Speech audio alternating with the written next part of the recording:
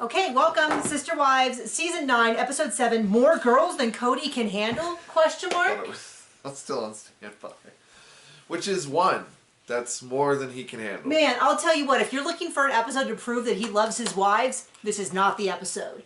There's no less than 3 or 4 times where he does a full interview about how difficult they are, how jealous they are, how much they better... just try and tell him what to do all the time. Yeah, that he will have no problem with these 5 girls because they're so much better than their moms, and he can handle them better. And I was like, geez, and a few times it's very clear he's talking about Robin, because they'll show footage of her saying something, and then he'll be like, I got wives haggling me about sunscreen, like I'm gonna forget sunscreen, and they'll like show her talking to him about sunscreen. He doesn't like any of them, according to this video.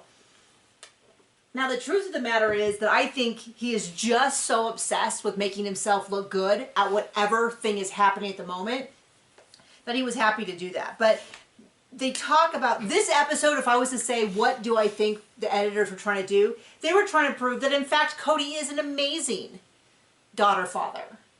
He is a good girl dad. That, in fact, everyone's worried that he doesn't have a good relationship, but he has the perfect relationship with all of them. This also proves that Robin was right the whole time. Everybody just hates her kids and never accepted them.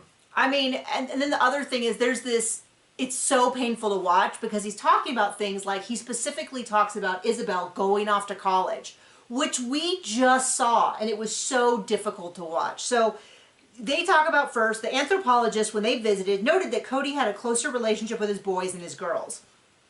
And the mothers are concerned that he doesn't have a very good relationship with the girls, and so they're going to do... Well, he also cares about what his dude friends think more than what his wives think.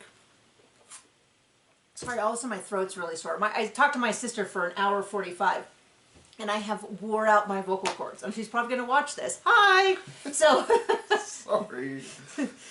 She told me she puts it on so that for her dogs while she does work. So, hi doggies! If I can remember their name, I yell it out. Hey Ray! Let's see if we can get them all barking or something. Anyway, he says he's going to do something about it. He's going to do something to do this, which is immediately disproved by the fact that the whole premise is that Isabel, for her birthday, has asked that they go to the beach with the other girls her age. Except for Robin's kids. Oh, wait, no. Yeah, with she Robin's said, I hate those Robin's kids. They are not allowed. No, so it's Isabel, Gwendolyn, Aurora, Brianna, and Savannah who go. So Savannah got to be in the same age group as the rest of them. I didn't even notice. So they're going to go to California for 4 days. And Kody's going to have this bonding time. Robin's like, you need to bond with them now because when they get into high school, if you don't have a good relationship now, it's not going to be good in high school. I mean, she's correct. She's not wrong. Well, when you don't care about them later, it doesn't matter anyway. Yeah. Turns out.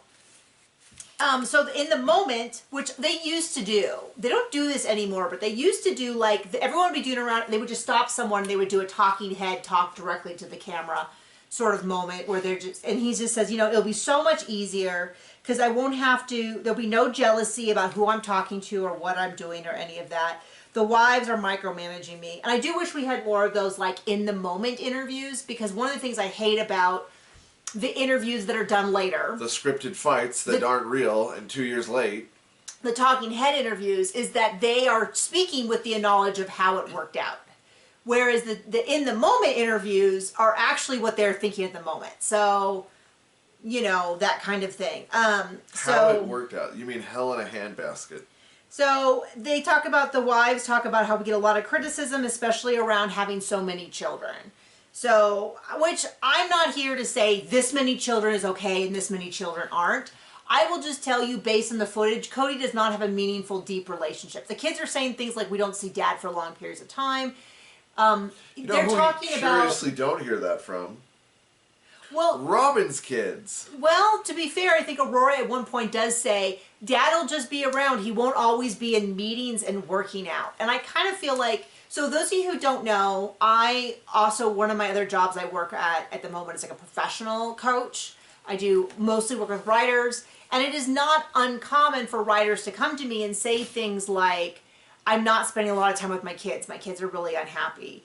And some of them will make big changes to their lives. They'll set aside, you know, weekly family nights. They'll set aside one weekend a month for travel, some of that.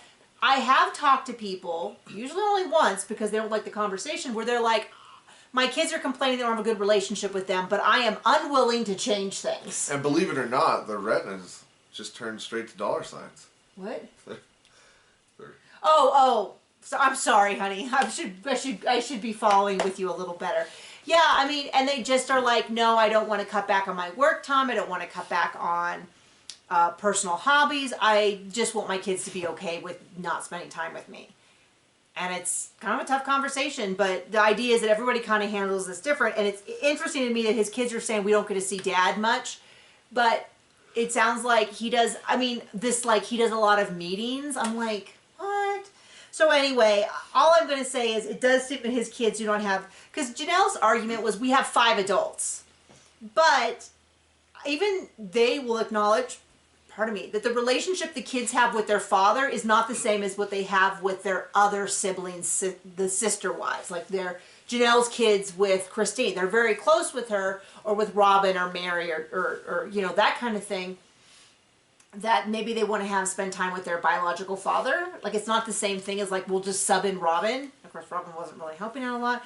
So it's kind of a weird argument to me. So they drive all the way out to the quaint, small little village of Newport Beach, California. He describes it as quaint, and we were like laughing because we're like, it's a huge beach town.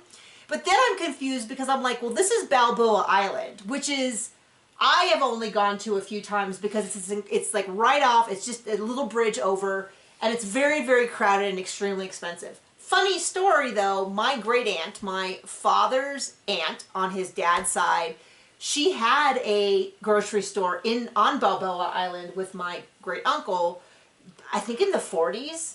My dad used to go and like spend weekends with them, and I would hear stories about it. But it's not the kind of, they go there to like get all their stuff for the weekend, and I'm so confused by that, because that's not where you go to get stuff. That's like saying, okay kids, let's skip the Costco and let's go to a 7-Eleven to buy all our supplies for the week. Like, yeah, they technically had it, but there's a reason why they're using hand baskets and not like a cart. And I swear there are real grocery stores. Yeah, right. in Newport Beach. They do that, and then they show him in a house, and he's like, it's time for the beach. And it's like pitch black through the windows. And they all go, yay! And they all run out. And then the next scene, it's daylight, and they're at not Balboa Beach. They're at one of the major beaches in Newport. So I was a little confused by that. But then they didn't go in the water that time. So I was all confused. So then the next thing is we catch into, as someone who grew up in Southern California, I was a little confused as to where they were staying, what individual places they went to, because we're going to get to it. But now we have a cut over to Maddie, who is sitting down with Robin and Mary. Right. It's just Robin and Mary, and she's sitting, maybe they're only 2 available to film, and she's telling them that basically the LDS church has said, you cannot get baptized into our church. But you can please keep coming and give us your money. Yeah, very much like you're welcome to keep attending, but because you're unwilling to publicly renounce your family, and it sounds like she did everything. She said, I don't want to do polygamy. I don't believe it's the right thing for me, but they've made their choices, and I support them in their choices. And it is kind of interesting because Janelle was kind of like, the church I grew up in accepted everyone, and I went, well, I don't think that was true for any of the churches.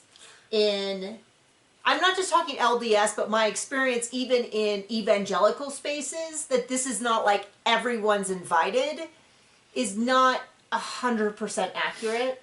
And I don't want to say it's even true. It's kind of like it's not true now either. Especially when you talk about Mary's family was kicked out for the dad becoming polygamous. So everyone was allowed. So I was a little bit like, what is Janelle talking about? Or if you had the wrong color skin because you were cursed, according to them, before 1981. There was not some great stuff going on. Now, if you were LDS, hey, we are Protestant. We are not throwing stones in glass houses over here. I get it. There are churches and people within every church that are like way out of line across the board in every religion. So I'm just making an observation, but hey. So it does, but it doesn't surprise me as much as it surprises them that they don't want to publicly baptize someone who is involved in this family. It is a shame. I mean, when she was like, they should be able to tell the difference, I kind of go, yeah. A lot of religious organizations, though, aren't known for, or in fact, are known for being a little hypocritical. I don't know. I'm just saying.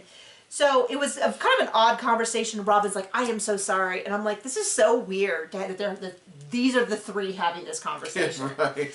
So then we cut over to Kody, who's decided in Southern California, he's going to take them to an amusement park. Disneyland. Not Berry Farm. No. Something called... Something you've never heard of. Adventure City, which is a very small... I don't know if I'd call it a theme park. It's more like a permanent carnival. Like, it's a very small... Like Castle Park. It's very... But I, like, looked it up because I was like, I don't think I know what this is. And I looked it up. I was like, in Anaheim, which is famously where Disneyland is, which is famously only a few miles from Knott's Berry Farm. Which is also, I'm like, is this the place that, like, did he give them all free tickets to come or something? Right. And then he is astounded by the fact that not all the kids want to do all the rides.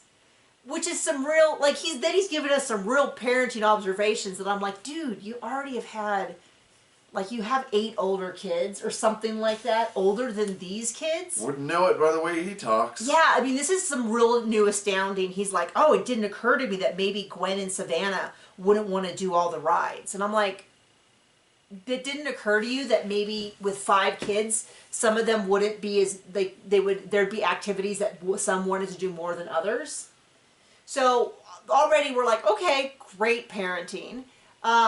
He's totally dumbfounded by it. So he sits them down and he's like, I really want them to expand their boundaries, but I also want to honor them, which is a good point. It's just weird the way he presents it to us, like, you've probably never heard of this before. And I'm also a little bit like, I don't know if when we talk about expanding boundaries, that going on kind of sketchy carnival rides is really the place you want to be pushing your kids to try new things. Like, so then we have Janelle and Mary, and Janelle's talking about how the kids have really been able to sense that there's this tension between Mary and me, and I really like to resolve this. And so Mary says, 4 months ago, Janelle came over to ask if we wanted to work on a relationship.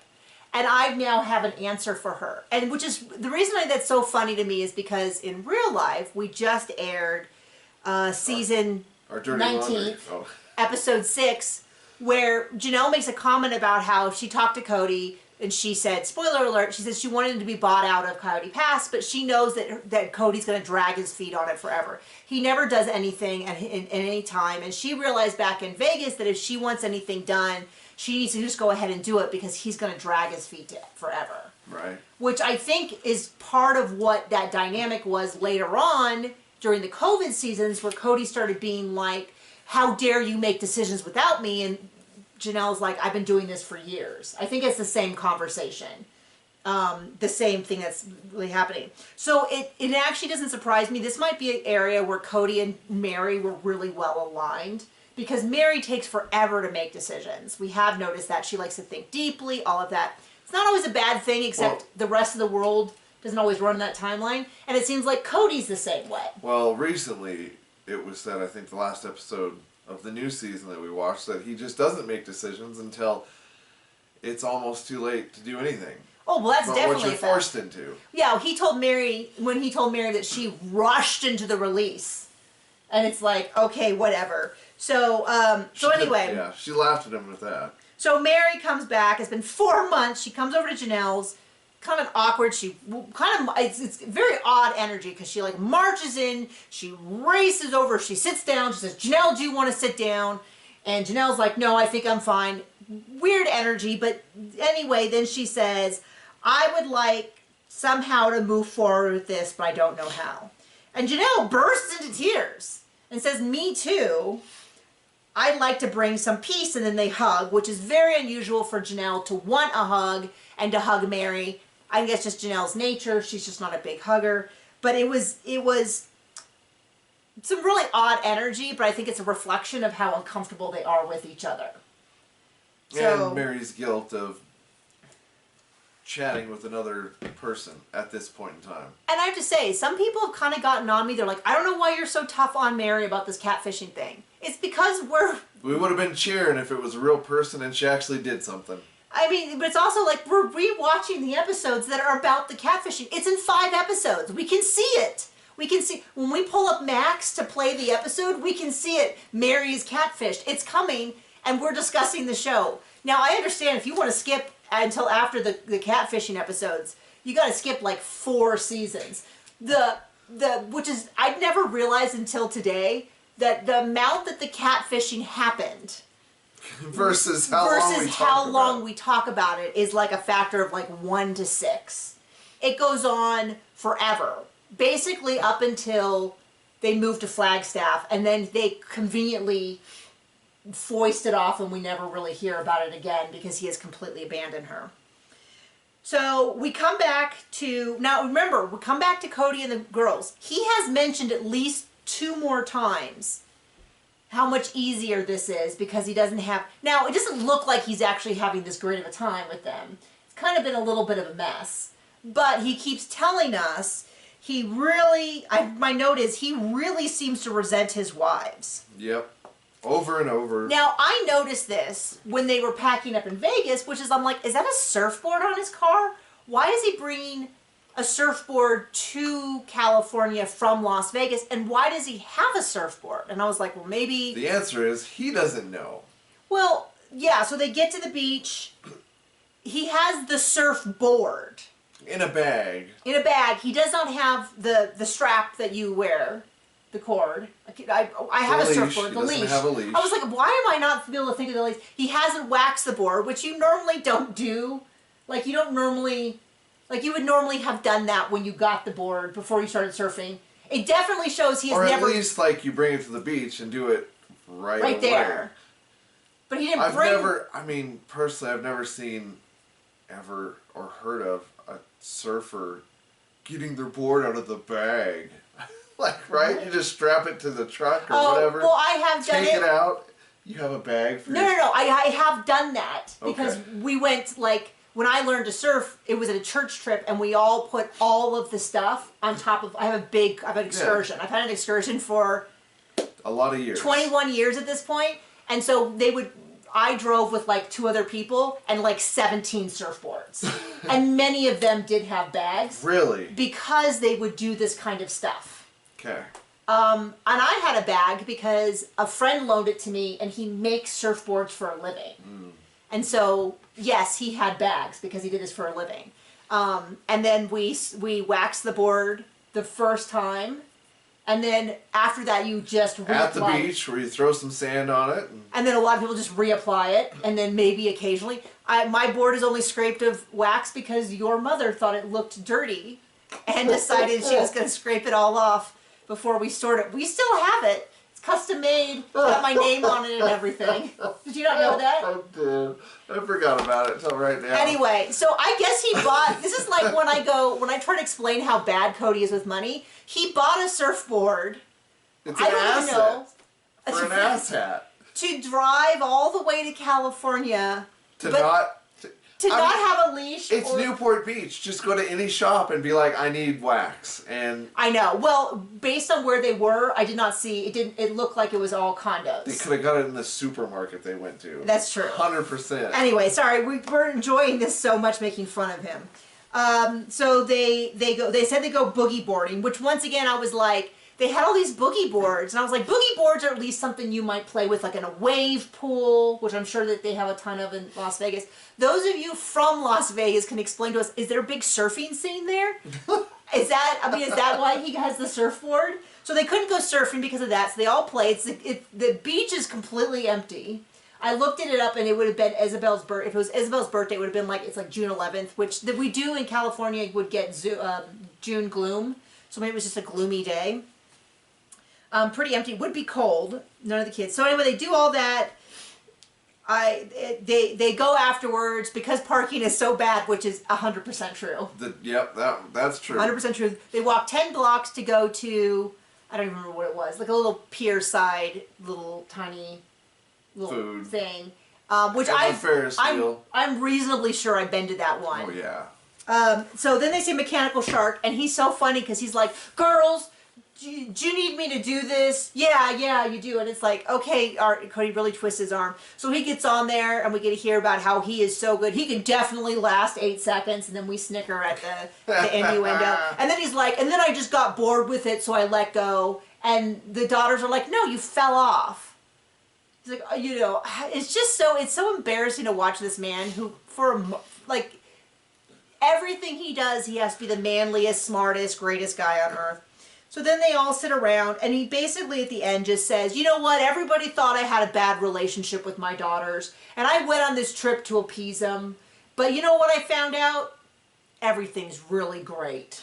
Or something like that. I was going to look to see what was wrong, and instead I found what is right. And I'm like, okay. And it's really painful, because he's talking about, you know, as they get older, we're going to have this great relationship. He's like, it's only 6 or 7 years until before Isabel... he disowns them. Before Isabel goes off to college. And we remember what happened. You know, that was in the year leading up to her leaving for college. She had the surgery, which he asked her if she's going to be a bitter old housewife if he doesn't go with her. He suggests that she goes to huge, major surgery. Apparently, I didn't know this. In order to do it, they deflate one of her lungs. Well, honey, it was just a vacation. Yeah, he calls it a vacation. He guilts her. He didn't go with her to drive her to college because he didn't want to spend that long with Christine. He makes snide remarks about it on TV so that she could watch it 2 years later. Like, it's so painful to watch. There he is with little Savannah, and he's like, oh, you're so sassy. And she's like, I'm always sassy. And she says all these things that remind me so much of our own son.